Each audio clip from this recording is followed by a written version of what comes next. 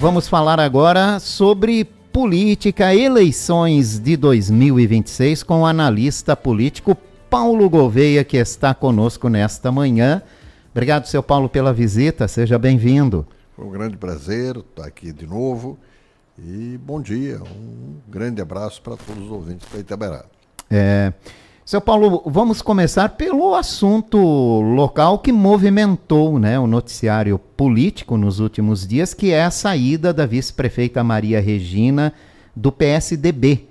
Ela acabou aceitando um convite para reforçar, né, essa reforma, digamos assim, do Republicanos em Santa Catarina, apoiado pelo governador Jorginho Melo, do PL. Muitos, inclusive, chamam o Republicano de um puxadinho do PL devido a todo o esforço do governador Jorginho Melo por essa reformulação dessa legenda aqui do estado.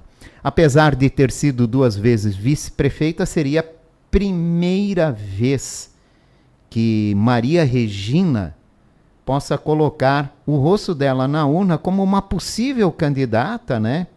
Se fala muito em deputado federal, numa vaga a Brasília, pelo Republicano, que teria sido um dos atrativos também para ela ir a essa nova legenda. Como o senhor analisa a capacidade de voto da vice-prefeita Maria Regina em Blumenau? É muito difícil, na verdade, responder essa questão, exatamente porque a Maria Regina nunca esteve como tu falaste, com o seu nome na urna. Não estava lá, né? Quer dizer, ela se elegeu para 2 cargos, 2 vezes, para um cargo importante de vice-prefeito, mas isso não é voto propriamente dela, era voto do candidato a prefeito, que ela está junto, pode ter e deve ter contribuído muito para isso. Pode ter ajudado, mas não dá para dimensionar qual é o quanto ela ajudou e, portanto, o quanto ela, individualmente, em carreira solo, ela conseguiria obter de votos. Eu acho sempre um pouco estranho essas mudanças de partido, assim, como se fosse num jogo de xadrez ou de damas, movimentando alguém de cima ou movimentando as peças, né?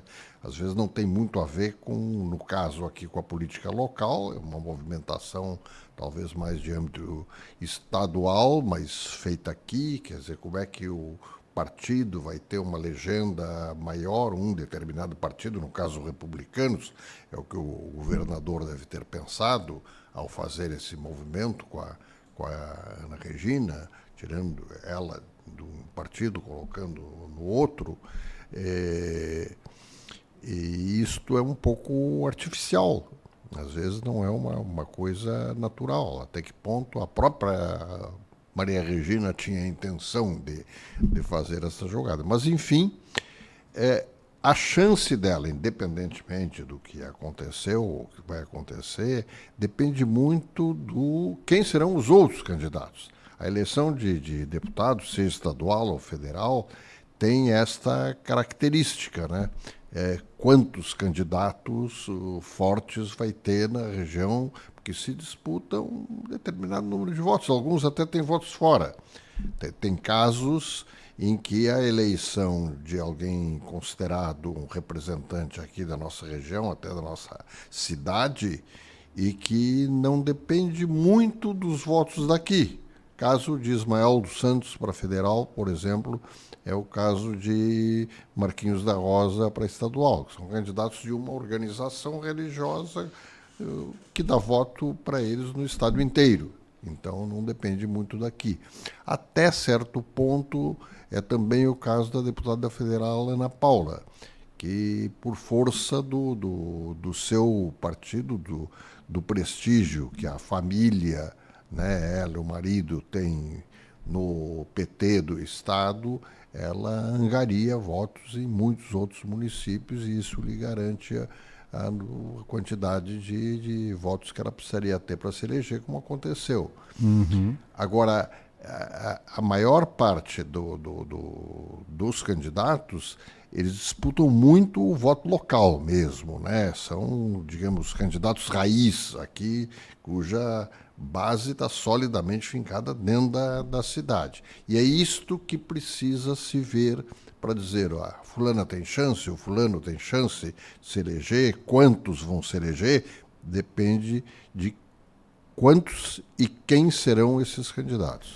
Bom, a gente faz aqui avaliações numa possibilidade, abre aspas, se, fecha aspas, né? Se, claro. Se for candidato. Se for candidato. Tem mais uma coisa, né, do ser candidato, que tem que ser uma questão que tem que ser levada em conta. Se hoje nós temos uma bancada de X, são 4 estaduais, por exemplo, que foram eleitos aqui, ou mais ou menos daqui, da cidade de Blumenau, quantas vagas se abriram? Uma está claramente aberta, que era do Egídio Ferrari.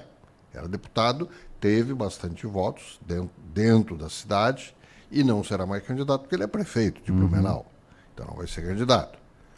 Há uma outra possibilidade, claro, Ivan Nats, também deputado, também daqui, de raiz blumenauense, elegeu deputado e pode ser indicado a desembargador. desembargador. Iminência de ser indicado. Ele tem a promessa do governador do estado de que se ele conseguisse entrar na lista formada pelo setor de advocacia para indicar o novo desembargador do Tribunal de Contas, que ele, governador, que tem, a ele que cabe, ele que tem essa competência, indicaria, né, o Ivan Nats.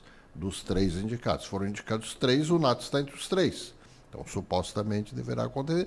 Porém, a gente sabe que, às vezes, nem tudo acontece como estava. Pode haver surpresas? Pode haver surpresas, desvios de linha e tal. Diga-se, vamos, de certo, falar sobre isso um pouquinho mais tarde, mas a deputada federal Carol Detoni também tinha uma promessa e agora que está em xeque, né? De sangue cruzado ali, de que seria uma das candidatas ao Senado. Exatamente. Mas Paulo Gouveia, ainda na linha do se Maria Regina for candidata a deputada federal, há uma federal. Há uma expectativa de uma nova dobradinha Mário-Maria. Né? Porque as candidaturas de Brasília, no caso, com o Hildebrand é já um pré-candidato a deputado estadual e que poderia vir com na indicação de Maria Regina para deputada federal. O Mário já vem fazendo aí hoje como secretário da Defesa Civil, vem fazendo um trabalho que vem chamando a atenção em várias regiões, principalmente aqui no Vale do Itajaí, quando se fala em avanço de contenções de cheias, né? Então já vem fazendo aí um bom trabalho, pré-candidato a deputado estadual. Tem um nome consolidado. E pode vir trazendo com ele a indicação de Maria Regina para deputada federal. Isso cria um impacto significativo? Significativo não. E algum impacto, não é totalmente assim decisivo para a questão de votos, por exemplo, para Maria Regina, porque um deputado a federal precisa muito mais votos do que o estadual. E, em geral, quando se fala de uma dobradinha, vai esse para um cargo, outro para o outro, e estariam formando uma dobradinha, o grau de fidelidade aí entre os dois parceiros de campanha também pode relativizar bastante, porque na ânsia de buscar os seus próprios votos, o candidato, por exemplo, a estadual, já que estamos falando deles agora, o Mário Hildebrand, tem uma outra parceria, vem um outro federal que ofereceu uma dobradinha ali aqui em Pomerode, por exemplo, ou em Rio do Sul, onde for, o Ibirama, e ele não vai deixar de se agarrar, entende? Não é que forma uma dobradinha e os dois saem juntos buscando votos e quem vota num, vota no outro também. Isso existe até até um certo ponto e não é uma quantidade assim decisiva para uma eleição. Eu acho o Mário um candidato viável, sem dúvida nenhuma, para estadual, embora vá ter uma concorrência sólida aqui na região. Já a Maria Regina, até por ter estado mais oculta, assim, e não tem essa experiência de já ter buscado voto, quer dizer, ela não tem eleitores seus, como hoje o Napoleão pode dizer que tem, o Mário pode dizer que tem, o João Paulo Kleino Bing pode dizer que tem, o Nats, se fosse candidato de novo, tem, já tem um trabalho feito, já tem pessoas que já consideram ele, não, esse aí é o meu deputado. Ela parte do zero. E, tanto quanto eu sei, ela não tem também uma organização por trás que lhe traga os votos automaticamente, como é o caso de organizações religiosas e outras, assim, sindicais, às vezes, que carregam o candidato. Na linha do C, vai ter que fazer um trabalho. Vai ter que fazer um trabalho muito grande, muito difícil. E, além disso, como Republicanos é um partido assim que não é sólido, ele é muito fluido, né? Porque é uma coisa que foi criada artificialmente. Quer dizer, o partido até já existia, já tinha certos caras. Só que o governador foi lá e tomou de quem eram os dirigentes, pegou para si e fez o tal do puxadinho ali do lado, que é uma coisa meio artificial, né? Que é jogado daqui para lá conforme os interesses da ala chamada bolsonarista e do próprio PL. Bom, vamos para o outro lado. PSDB já vinha se enfraquecendo aqui na cidade. A saída de Maria Regina, que era a grande referência do partido por ser a vice-prefeita, né? Pode abalar ainda mais a legenda, principalmente olhando as eleições do ano que vem e falando localmente? Sem dúvida. Enfraquece mais um bocado, né? PSDB, tanto nacionalmente como aqui em Santa Catarina, pensar quem seriam as grandes lideranças hoje do PSDB. Até nacionalmente, né, Paulo? Não, nacionalmente nem se fala, né? Foi um debacle. Agora estão tentando lá com o Aécio, a volta, o retorno do Aécio Neves ao cenário político. Ele parece que está bem nas pesquisas lá para senador, por Minas Gerais e tal. E é possível. Então pode ser que haja um ressurgimento, pelo menos parcial, mas houve o partido que foi, durante anos, o mais importante, que emplacou o presidente da República por 2 mandatos consecutivos e, nos anos seguintes, sempre teve um dos 2 candidatos mais bem votados das campanhas seguintes, né, em que ficou o PSDB versus PT, as 2 grandes forças eleitorais. Hoje, o que se fala? Quem é o candidato a presidente do PSDB? Não passa pela cabeça de ninguém, não existe.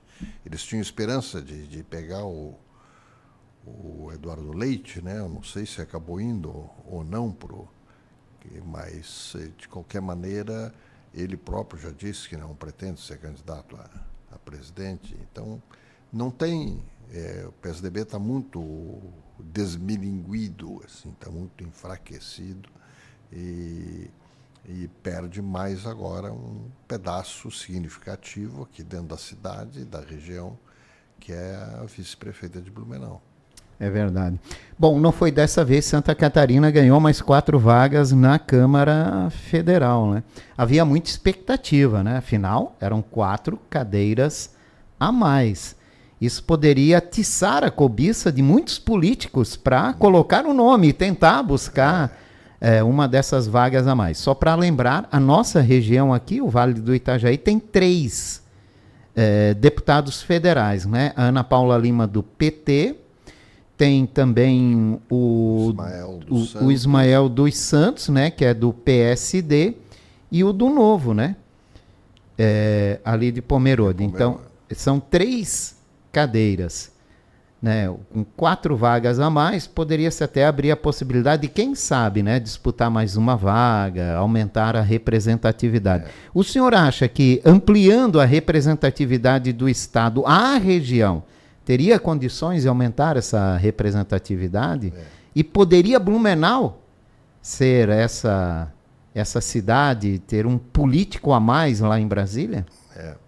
Eu acho que sim, mas abro um pequeno parênteses aí só para explicar, porque os nossos ouvintes talvez não estejam lembrados das circunstâncias. Por que surgiu essa história de mais vagas para Santa Catarina? Porque de tantos em tantos anos é feita uma revisão de acordo com o censo que saiu recentemente, o censo populacional, e as vagas de deputado federal por estado devem ser reajustadas, porque tem que ser uma proporção em relação à população.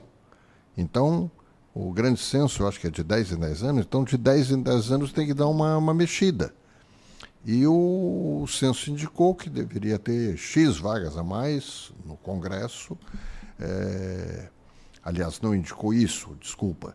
Indicou que determinados estados teriam que ter mais, porque a população aumentou, e isso em detrimento, naturalmente, como o número é fixo, 513, dos estados com menor população.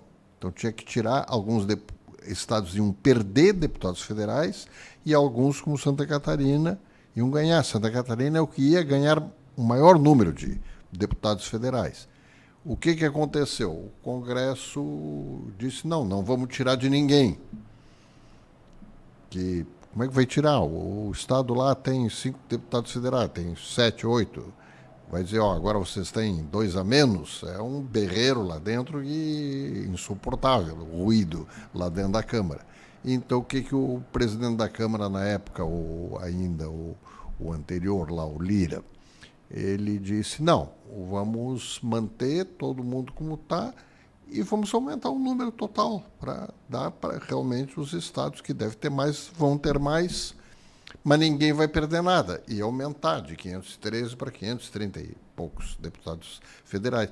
Só que aí entrou o STF e não deixou, disse que é inconstitucional, que o número tem que ser aquele, não pode aumentar, tem que redistribuir. E aí, como politicamente era impossível a redistribuição, né? E legalmente era impossível o simples aumento de número de deputados, acabou o assunto, morreu, não temos os 4. Seria uma maravilha ter mais 4 aqui. E isso me leva empurraram a dizer, com a barriga para a próxima eleição, né? Porque vai ter que tomar uma decisão em algum momento. Em algum momento, talvez. Não sei que mágica que vão encontrar. Talvez um STF mais complacente e que aceite que aumente o número de deputados. Agora, vamos chegar no ponto crucial disso aí. Como é que nós vamos aumentar a nossa representação? Porque começou a falar aqui, fulana, a Maria Regina concorreria para federal. Aparentemente, sem muitas chances pelos fatores que nós temos. Seria mais para contribuir para a legenda de um partido no qual ela vai entrar agora. Agora, quanto mais candidato tem, menos chance de eleger alguém. Ainda essa semana eu estava tomando um cafezinho com um empresário, amigo meu, preocupado com o assunto, e disse, devia haver uma campanha para não botar muito candidato a deputado federal, porque acaba não se elegendo ninguém. E é verdade, porque aí é uma questão aritmética, né? Quanto mais candidato, mais divide o voto. Mais espalha voto e ninguém consegue. Mais espalha voto e no fim ninguém consegue. E os outros de outras regiões talvez se organizem melhor e se concentrem num número menor de candidatos. É claro que quem já é, Ana Paula vai concorrer, é natural, aquela vaga é dela e tudo bem. Mas o Ismael vai acontecer a mesma coisa. Isso está mais ou menos garantido que a gente vai manter 2. Agora, o João Paulo Kleinubing, por exemplo, que é um candidato viável, porque tem prestígio, foi prefeito aqui, 2 mandatos e tem também uma certa projeção estadual. Tem corrido bastante o Estado, como presidente do BRDE primeiro e agora com um dos seus diretores. Ele trabalha muito, né? Inclusive até em questões que não são, em geral, ligadas a um banco, né? Por exemplo, hoje ele está ajudando o Museu Histórico aqui de Blumenau com uma verba para digitalizar a documentação toda, notícias, jornal e fotos, etc., para que não se perca a memória de Blumenau. Está fazendo um trabalho bonito e assim está fazendo coisas desse tipo pelo estado inteiro. Muito bem. Tem um candidato. Vão aparecer outros, não? Ele não vai ser o único candidato aqui. Já tem a Ana Paula, já tem o Ismael. Que por terem... Aí a chance seria boa de eleger pelo menos 3. Agora, para chegar eventualmente a 4, aí realmente tá apertado isso aí. Não está cabendo mais candidato do que esses que eu estou falando. E tem muita gente por aí falando, não, eu vou correr para federal, né? Perigoso. Vamos lá, seu Paulo, que o tempo já está nos argolando. Estiquei um pouco. Né? Então, Ana Paula Lima do PT, Ismael dos Santos do PSD e Gilson Marques do Novo são hoje os representantes da região na Câmara Federal. Sim. Vamos ver o que acontece depois das eleições do ano que vem. Bom, o governador Jorginho Melo confirmou. O PL vai dar uma das vagas para disputa no Senado para o filho do Bolsonaro. Perguntou ao senhor o que o filho do Bolsonaro, se vier a disputar a eleição pelo Senado por Santa Catarina, com grandes possibilidades até de vencer, né, porque é um estado bolsonarista acima de tudo, o que ele pode trazer de positivo para o nosso estado como senador? Bem, eu já sei o que ele está trazendo de estrago para as estratégias do próprio governador, né? Porque o governador já tinha montado a sua chapa, né? Ele concorrendo à reeleição pelo PL, o MDB indicando o vice, provavelmente o deputado federal Carlos Chiodini, já estava acertadinho, correndo a vice. E as 2 vagas ao Senado seria uma para o PL, que era a deputada federal Carol Detoni, e outra para os progressistas, que é o Espiridião Amin, que ali ia buscar a reeleição. Neobolsonarista, tal, quer dizer, ia buscar mais uma reeleição. Estava tudo acertado. Só que aí veio o chefão lá de cima, o Jair Bolsonaro, e disse, não, meu filho precisa se eleger deputado federal e vai ser por Santa Catarina. Tá aí, bota aí. O governador chegou a estrilar um pouquinho, né? Que, pô, era difícil, que estava montada a chapa. Eles tiveram uma conversa agora lá na casa, na residência, onde está preso com o nosso ex-presidente da República. E lá na conversa o Jair Bolsonaro confirmou que tem que ser o Carlos ali naquela vaga, que não tem jeito. Então o Jorginho tá bom. Mas e aí como é que eu faço? A outra vaga é da Carol Detoni, disse o Jair. Essa é minha amiga e eu aposto muito nela e não sei o quê. Sim, mas aí como é que fica? Eu vou tirar o vice, que eu já acertei? Ou não vou ter mais a aliança com os progressistas? Vou perder um tempo de televisão precioso? Como é que vai ser isso? E tudo isso porque foi colocado uma peça, aquela história que eu falei, bota uma peça no jogo como se pudesse mexer, mas só que essa peça que foi colocada, mexe tudo. Carlos Bolsonaro, mas não mexe com ela. Aquela é inamovível, né? Não sai dali porque já foi posto. E vai se eleger, viu? Anota o que eu estou dizendo aqui, que embora tenha havido até um manifesto aí da Federação das Indústrias de Santa Catarina, pô, que é uma vergonha para o Estado, não sei o quê, trazer alguém que não conhece nada aqui, mas são fatos da política, assim vai ser. Vai ajudar? Pô, não sei. Ele, como vereador lá no Rio de Janeiro, já é mais ou menos inexpressivo, não é alguém que tenha se destacado lá na Câmara de Vereadores do Rio de Janeiro. Vai se destacar como senador só no caso em que, por algum acidente de percurso aí, eu nem vou chamar de acidente, mas uma mudança de percurso, que o Jair Bolsonaro, ex-presidente, continue com uma influência muito grande sobre a política nacional. Então ele, como filho, também terá influência lá no Senado. Caso contrário, vai ser ignorado, que não serão os dotes dele, assim, de parlamentar, que vão favorecer o nosso Estado, provavelmente. Para fechar, Paulo Gouveia, eleição do ano que vem polarizada? Polarizada, sem dúvida. Já Não, a curto prazo tá muito. não tem expectativa nenhuma de surgir um nome diferente. Não, pode até surgir um nome diferente, mas de qualquer maneira estará abrigado num dos dois Num blocos. dos lados. Pode ser um dos lados. Um dos lados já está resolvido, né? Quer dizer, o candidato pelo lado esquerdo do espectro político é o Lula, a não ser que por motivos de saúde ou outra coisa não tenha condições de correr, mas seja quem for, vai ser ou o Lula ou o candidato do Lula. Muito bem, aquilo ali está fechado. O outro lado é que está realmente muito difícil de dizer. Está difícil de chegar a um consenso. E está se chegando a um consenso do lado direito do espectro que é melhor não concentrar em um único candidato.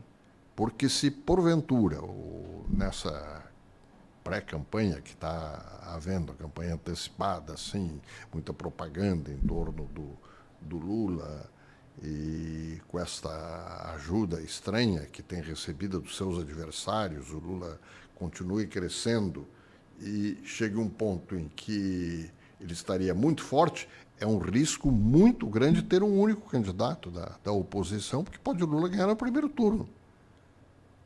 Então é melhor ter 3, vamos dizer aí, Tarcísio Freitas, Ronaldo Caiado, Romeu Zema, ser eu, ou tira um desses e bota o Ratinho Júnior e tal, que na soma garante um candidato de oposição no segundo turno. Aí é outra eleição, um contra o outro. Entende? Então o negócio de buscar o consenso, na verdade eu estou para te dizer que o mais provável consenso será o de não haver consenso. Ou seja, de ter o consenso em torno de 3 candidatos, por exemplo, desse bloco da direita. Paulo Gouveia, obrigado pela participação do senhor aqui nesta manhã. Sempre é bom falar de política. Realmente, muito bom. Obrigado pelo convite. Um grande abraço aí para a turma toda aí. Uma boa tarde nesse dia chuvoso que nós estamos tendo mais uma vez aqui em Blumenau. Um bom fim de semana para todo mundo também. Paulo Gouveia, analista político, falou com a gente aqui sobre eleições 2026.